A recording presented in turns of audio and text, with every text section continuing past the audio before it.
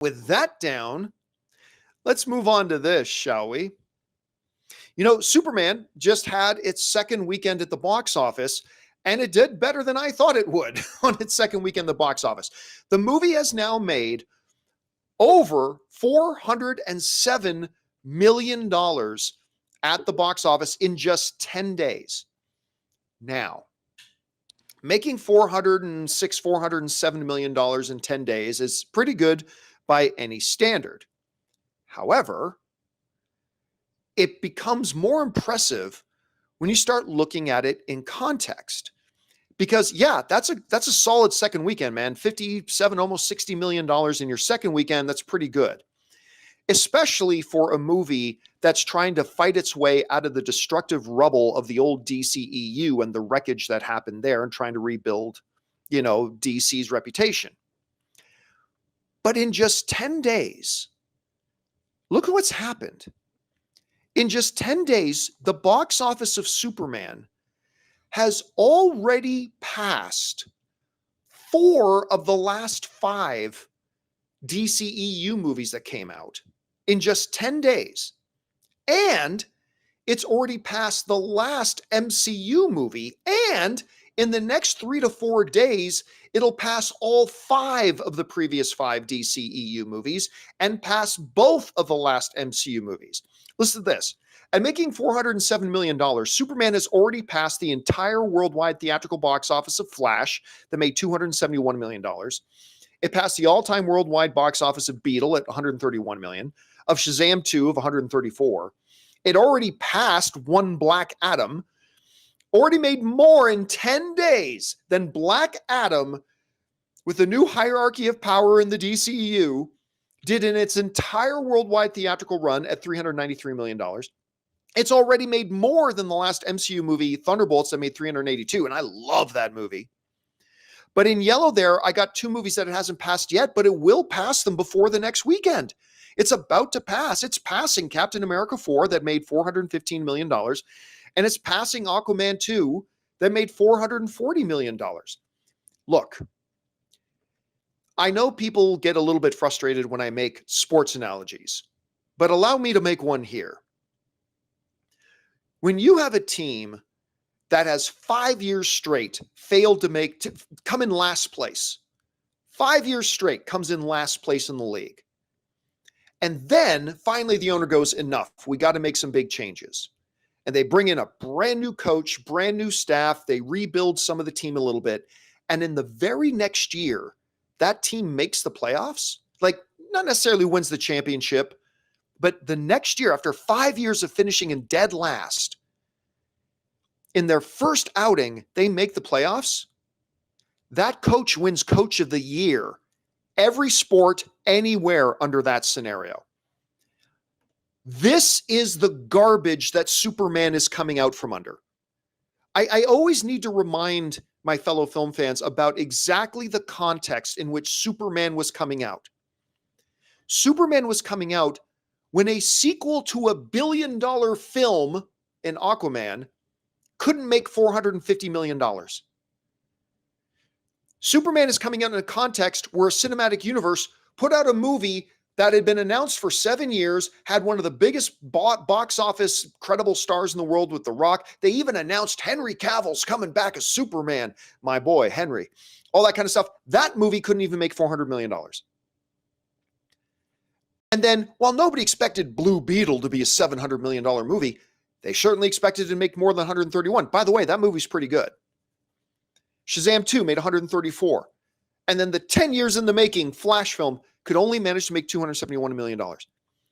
This is the context that Superman was coming out of the absolutely devastated landscape of a now completely destroyed and a completely run into the ground DCU that clearly everybody had given up on. And in their first movie out, their first film out, in just 10 days, beat all of them. In just 10 days. Rob, if we were talking about any other industry, if we were talking about any sport, if we were talking about any other unit of measurement, we would already be calling this one of the greatest turnarounds ever. With that context and that background and that base, Superman comes out and in 10 days, and pretty soon in about 14 days, is going to have a bigger box office than all 5 of the previous DCU movies in just its first try. I have said for 2 years, Rob, that Superman was never going to be a $1 billion film. It was never going to be a $900 million film. It was never going to be a huge box office because of all the baggage it has coming along with it. And it won't make 900 and it won't make $1 billion.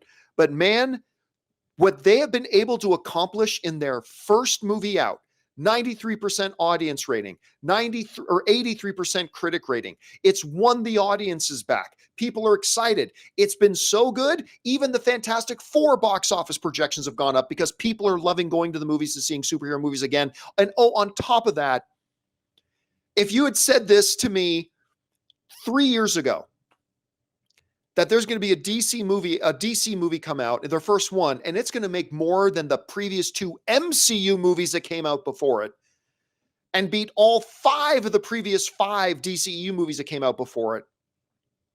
That's called a remarkable turnaround. And it just continues on, Rob, what I think is just an absolutely unmitigated success for this Superman movie. Again, I've said for years, it ain't ever going to make 900 million. It ain't ever going to be all that because of all the baggage, but its job is to repair the damage and win the audience back. And I've called it. It's mission accomplished. Anyway, Rob, you looked at its box office results its second weekend. You've looked at what it's now done compared to the last 5 DCU movies, what it's done to the last 2 MCU movies. What numbers are standing out to you the most, and where do you put this like in context? Well, I think that the big numbers are the midweek numbers. You know, You're looking at an excess of $10 million a day during the week. Now, it's the height of summer. Kids are out of school. Parents can go see this film. It's a 4-quadrant movie. While Comic-Con is going on, that doesn't affect the rest of the world. So next weekend, I think it's also going to be big. Fantastic Four is going to take the majority of tickets, but I think people are going to see both. I think people are going to go see Fantastic Four, and then they're going to say, oh, I want to go see Superman again. They're going to compare and contrast. I think people are having a great time at the movies, but we'll see what the hold is. I mean, it's that midweek that really surprised me, John, and how many people go, how many people were going.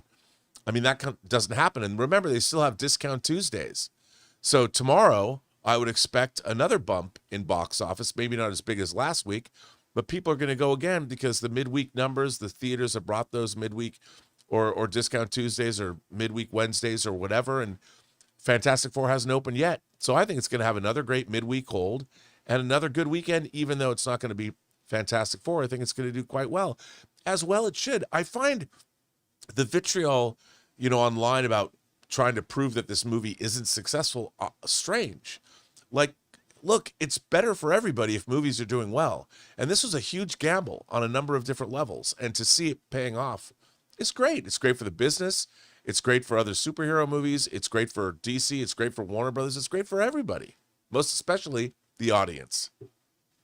Yeah, well, you talk about some of the negativity that some people keep insisting on trying to make a real thing surrounding the success of Superman. And one of the things that a lot of people will often point to, well, hasn't made as much money as Man of Steel, which, by the way, still my favorite Superman movie is Man of Steel. You're not going to find a bigger fan of Man of Steel on this planet than me. But you also have to keep in mind a couple of things about Man of Steel. When Man of Steel came out, it had no baggage. Like, what you instead had was, because of the Marvel Cinematic Universe, comic books were reaching their crescendo. Comic book films were reaching the crescendo in popularity. Far more people were going to the movie theaters back when Man of Steel came out than go today. Movie ticket prices are more expensive today, so it was easier to go to the movies before. But again, primarily, Man of Steel, my favorite Superman movie, didn't come out with a completely botched and destroyed and completely buried cinematic universe behind it that it had to try to rebuild from. Instead, it was riding a really positive momentum, because even Superman didn't have MCU positive momentum to ride on. Like, the MCU the last couple of years has been hit or miss. Some things we love, some things not so much, right? So there was a lot of advantages that Man of Steel had, whereas this Superman did not have, and a lot of baggage that Superman has that Man of Steel did not. And that's why I've always said, You know, Superman doesn't even need to break even to be a success for Warner Brothers, because it just needs to start start the process of fixing the damage and bringing the audience back. Just like the sports analogy, Rob. When I said that, after 5 years of finishing last place, they didn't need the new coach to win the championship in their first year. They just needed the new coach to start turning things around. Yes. And that's what Gunn has done. Gunn has turned things around, and it's made the future brighter. So anyway, guys, question is for you. What do you think about this? Superman has now cracked the $400 million mark. It's about to pass the last 5 DCEU movies that came out, the last 2 MCU movies that came out, and done something that, a lot of people didn't even think was possible. How high is the ceiling? I still don't think that high for it, but it raises the ceiling for the DCU moving forward. Anyway, whatever you guys think about all this, jump down into the comments section below and let us know your thoughts. Hey guys, thanks so much for watching this video. Make sure you like the video, leave a comment, and subscribe to our channel. And don't forget, we have a daily podcast called the John Campea Show podcast, available on Apple Podcasts, Spotify, or your favorite podcasting app of choice. Go and subscribe to it today so it'll be there when you need it.